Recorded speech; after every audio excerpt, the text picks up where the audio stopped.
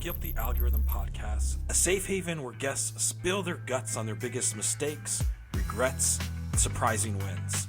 I'm your host, the conversion surgeon, Kirk Money, the digital doctor, and today I have the honor and privilege of sharing the stage with Adam Holmgren. Adam has been head of demand generation for multiple companies, and he is the CEO and co-founder of Fibbler. Now, if you're in the ad space, odds are you just haven't heard of Fibbler, you've prayed for it. This is a tool that helps you understand how LinkedIn ads are influencing your pipeline and revenue. In layman terms, it's what I would call an attribution magic wand. And today, folks, we're going to break the matrix. Adam, welcome to the show. I'm super excited to have you here. Can you please tell everybody a little bit about yourself and where they can connect with you online? Yeah, of course. It's really fun to be here. Of course, you made a great intro, so I don't know if I can do myself justice.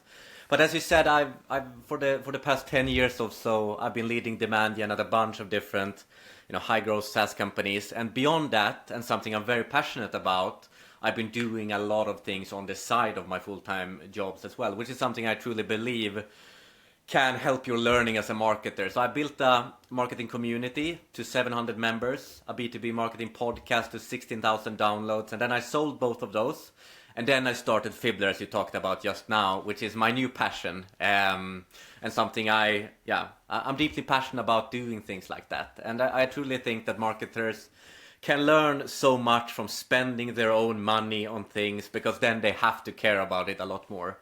And obviously you can find me at LinkedIn. I try to post 5 times a week. That's my New Year's motto for 2025, and I'm gonna keep going. Thank you for sharing that. And now let's get into the meat and potatoes on why we're here. The wins, the losses, and the lessons most marketers don't have the guts to talk about, but you do. You ready? What would you say is the biggest mistake you ever made in marketing, and what did you learn from it? It's a good question. And I think most of us marketeers, or at least the successful marketeers that I know, have made more mistakes than they have successes. So I think it's quite easy to find a few. But my biggest definitely is spending 100K during 12 months on one single Google Ads keyword, where we honestly drove an insane amount of leads, probably the most we have in my career. But then after 12 months, it turned out to be zero impact on the bottom line. So zero impact on revenue, which obviously was a massive failure at the time. 100K is a lot of money at almost any SMB startup, right? That you can do a lot of good things with. But as I learned throughout that, it's easy to go for the short term, the shiny things that you can see and take your hands on. But over time, it can also turn out to be nothing. So our learning obviously is to not focus on leads, more or less. That's the learning. What's the one marketing trend you fell for that turned out to be a total waste of time? No, but I think in the beginning of my career, growth hacking was a term that it had been bubbling for a few years when I got going, I think, but it was at its peak. So I think I started diving into this growth hacking hole a lot before I even dove into the theory and the strategies behind B2B marketing. So I started chasing these, golden hacks to find the revenue from, which was obviously a big mistake. Everything from changing the color of the button on the homepage, right, in order to drive more conversions. But I did that without having zero strategy, more or less. So obviously it was a big failure. And I mean, I think I've learned from that it all starts with having a solid strategy in place, and then you add the tactics up top. But without a strategy, you can't really go anywhere. What's an unpopular marketing opinion you swear by, and why? I think you don't need to have a multi-channel strategy, especially as a B2B SaaS SMB company. I think you should have one channel that you can do really, really well. You don't have to target buyers at all of these 50 different channels and touch points. you need to figure out one channel well, and I truly live by that. I think this is the joke for an SMB company. How do people react when you tell them that? No, but I think the general scenario that people talk about it, okay, you need all of these touch points to get the people into the funnel, right? And while that may be true, but you need quality touch points as well. A touch point means nothing. So I think if you're spreading yourself across all of these platforms, across Meta, across LinkedIn, across TikTok, across Reddit, you are spreading yourself very thin unless you're a big company, of course. But I think it's really hard to become really good at one channel if you don't spend enough time there. And for a lot of B2B SaaS companies, especially if you're selling to B2B SaaS, you should spend your time on LinkedIn, and you should get really good at making it there. And then you can, of course, repurpose material from that into other channels. But I think having like a multi-channel strategy for the sake of it makes zero sense. What's a marketing best practice that you think is actually terrible advice?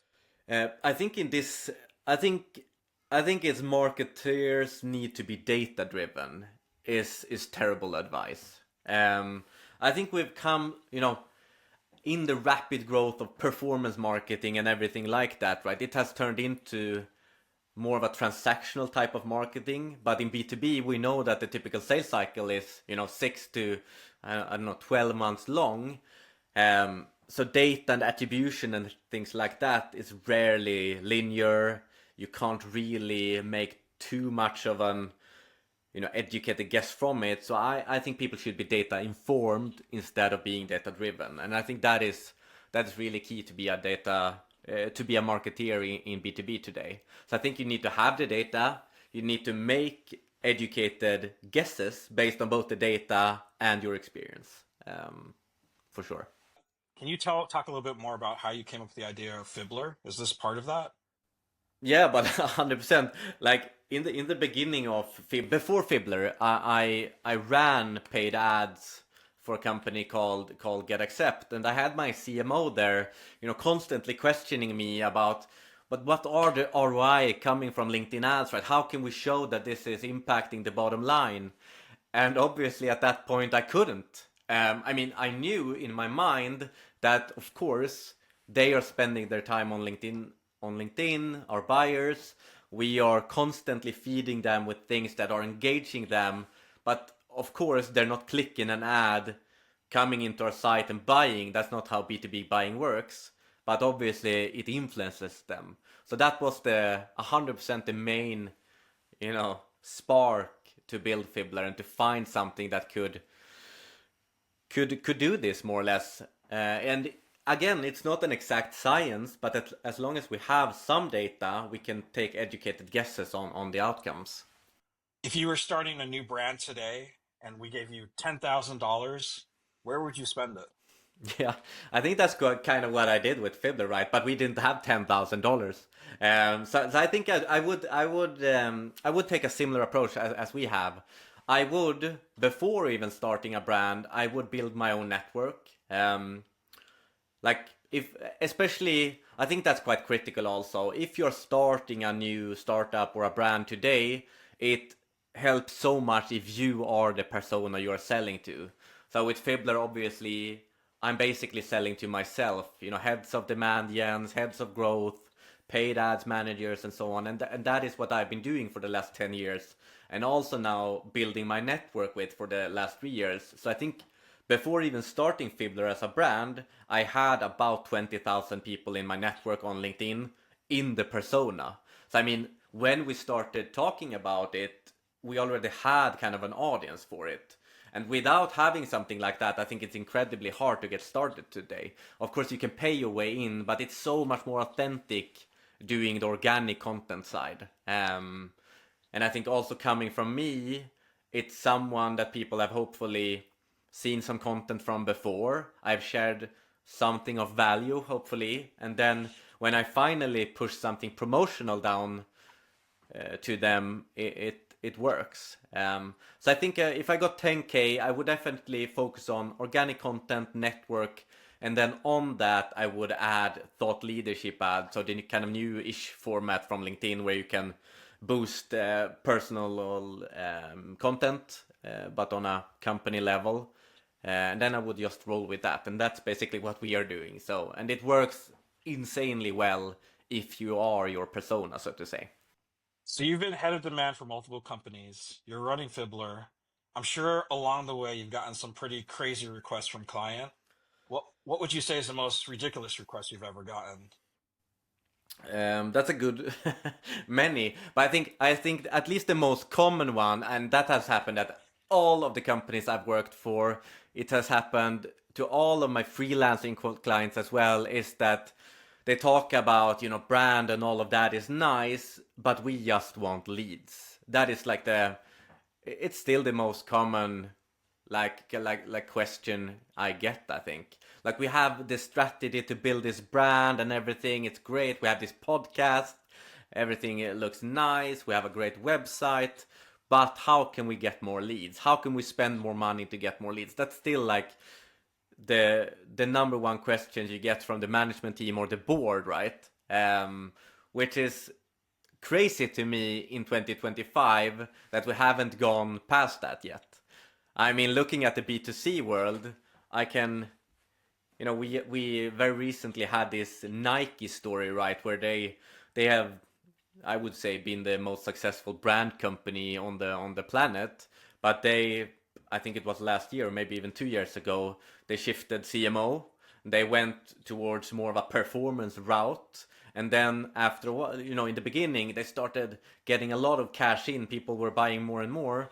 But over time and over 6 and 12 months, they were declining in a very quick pace because their brand started slowing down, right? Because they weren't prioritizing that anymore. And I think it's the same in B2B. We are so short-term focused, but our sales cycles are so long, which is ridiculous, really. So on that note, what advice would you give to like B2B marketers when the CEO says, "Hey, you spent $10,000. Where are my 10 billion leads? I wanted them tomorrow." What advice do you give them when you have that conversation? Yeah, and I know it's really hard. It's a really hard discussion, right?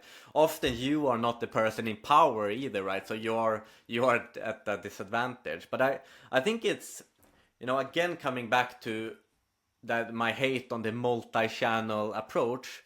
I think when you, at least if you are in a startup or a scale up or so, I think it would be wise to start over when you come into a company like that. Run one channel at a time, because that's how you can make sure that the impact is coming from that place.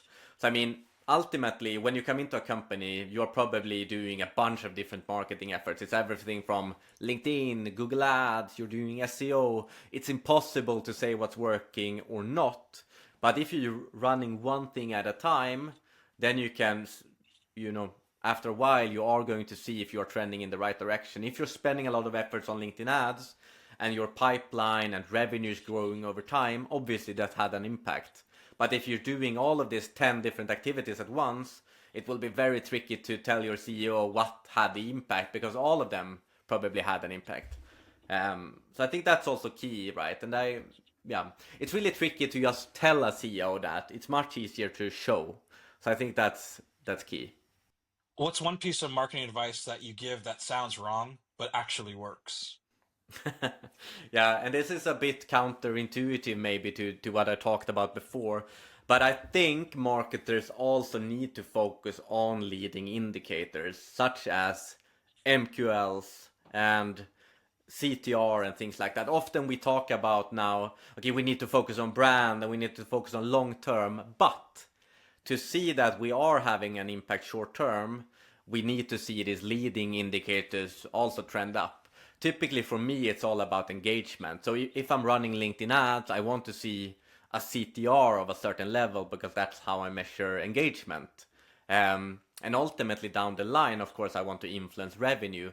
But in order to do that, I think we need to focus on the leading metrics as well. Not necessarily volume of MQLs, but quality of MQLs at least, I think is I mean, the MQL is getting a lot of hate, and I think that's not necessarily I don't think it's the MQL's fault. It's just marketeers interpreting that in a weird way. Like, I mean, if they were truly marketing qualified leads, they would be better than form fills, right? Let's go back to what you said about thought leader ads, and let's if can you give some advice for B2B marketers? They have a thought leader ad, they're running a video, and then one's running an image. What are some leading KPIs that you recommend that they pay attention to? Yeah, but I mean, in terms of thought leadership ads, which is quite a new format at LinkedIn, and honestly one of the most powerful ones. I tend to look at, typically I take three of the best performing organic pieces from myself. I take and then sponsor them up on a monthly basis. For Rillion, where I work, I typically do the same, but for our CEO, and then I sponsor him up. But what I think is so important in thought leadership ads is the CTR, obviously. And CTR for a format like that tells you that people have either read more, like press the see more thing on the post, or they have pressed some link or whatever. But it typically tells you how engaged people are. And for thought leadership ads, I typically like to see a CTR of above 20%. In general, for ads on LinkedIn, I think the benchmark is, or the average is like 0.05%. So it's very different in these thought leadership ads where you have a person talking about something. It only says promoted by very small in the top. So I think I want to see a CTR above 20%. Typically in these thought leadership ads, before I sponsor them up, I also edit them to include like a small pitch about the service or product, and then a link. And then, so out of those 20% that clicks on something, I want at least 20% of those to be clicking on that specific link. So that's my leading indicator for a successful thought leadership ad. And then ultimately, of course, we want them to do something in the other end as well. And either if it's a scale up or SaaS company like William where I work, it's more of a book a demo, of course. If it's Fibbler, I want them to try the product. So it's different, of course, based on where you are. So I know you've launched probably like millions of ads in your career. Have you ever done any personalization ads? And if so, what were your thoughts on doing that? No, but I think it's very interesting. I haven't done a lot of I have done personalization campaigns, but that was more organic play. So we did a pretty fun one that could probably have been a good ad as well. We did back at my previous company. We did sort of a one-to-one ABM style campaign. So we wanted to reach a few companies. So we kind of started printing the decision maker from that company on weird things. We had a T-shirt with in like a superhero body. So we took the head of their CRO at that point and put him in a superhero body, put it on a T-shirt, and then put it up on LinkedIn and tagged him and say, hey, can we talk? You can get this or something like that.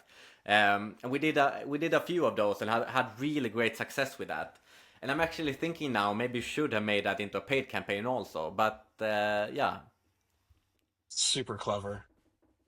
What's one marketing skill that's made the biggest difference in your career? I think for me, and I think this is actually for many successful marketeers, creativity is something that is very, it's hard to grasp, but a marketeer that has both creativity and the ability to execute is really dangerous. I would say I'm a very creative marketeer, also close to the business, but also being able to whip up a campaign in 30 minutes or being able to write the landing pages. I think it's really important. You just did a post, I think it was today or yesterday or maybe this week, I forget. I was stalking you on Yeah. in the Matrix. You did a post where you said, "Hey, back in the day, I used to come up with these creative, funny lines, and what I realized is that clarity is what Mm. resonates." Can you Yeah. talk more about that? That was such No, great advice. no, but I don't know. I think we all fall into that trap sometimes of like we just want to create engagement for engagement's sake a little bit, and of course humor and doing funny things obviously works best in terms of engagement, but it's not really, it doesn't really make them closer to buying your product or service. It can, but it's not necessarily that way. So I've started to think a lot in those scenarios. Like, is it better to get 2 likes from our ICP on a product ad where we actually talk about what we do, or 10 likes on a funny meme where we, do something very high level in the field we are in? And I'm starting to lean to the first one, like clarity in terms of, and then we of course want to, the ultimate thing would obviously be to find something that could do both, but I think it's very tricky. So I think I'm leaning more towards clarity at this point. There's so much competition in the funny category out there now. There's so many brands doing really awesome things. So sometimes it's just, the different thing is to do things with clarity at this point. Maybe that can be the differentiator, and not only doing things wild. That's such great advice. Adam, you have one marketing hill to die on, so you have to make it count. What would you say is that one marketing hill you would die on, and why? I would say it's that marketeers in B2B today should learn how to do great marketing without spending lots of money. That's definitely my... I'm so tired to hear that marketeers or marketing teams can't reach their goals because their competitors are spending so much money. They just have to be more creative. And I think we come back to the creative part here. We can do so many things that doesn't have to cost money. Obviously, yes, paid ad platforms, they cost money, but you don't have to do paid ads. That's not a requirement. And I think that's what I learned by doing a lot of my things on the side, and also building Fibbler now. When you spend your own money, you're thinking 10 more times than when you are spending your company money. And I'm starting to learn, like, a company should want to find people that spends money for their sake, like it's their own. So I think I think marketeers need to think more like that. So how can we make as much as we can from this $1, right? Yeah. If you could have any other profession besides the one you have now, what would it be? I would definitely pick being a golf professional. Not because I'm good at golf, but because it would be totally awesome. And we have this great Swede now who is crushing it on the PDA tour, and that would be the dream life, right? Are you good at miniature golf? I'm actually worse at miniature golf, I would say. But I don't think there's a lot of money in the miniature golf scene, though. Adam, you said it in the beginning. Say it again. Where can people find you? Yeah, they can find me, Adam Holmgren, on LinkedIn, of course. I typically post a bunch of times a week, talk about ABM, LinkedIn ads, Fibbler, my journey, all of those goodies. Awesome. Everybody who's watching this, I'm going to tattoo the links everywhere and all the assets that I release. I highly, highly recommend go find Adam in the Matrix. I've been stalking his content. He is posting 5 days a week, and the content is rich with value and insights. It's super entertaining, it's really informative, and it's inspiring. Adam, thank you for being on the show. I really appreciate it. And everybody else, we'll see you all in the Matrix.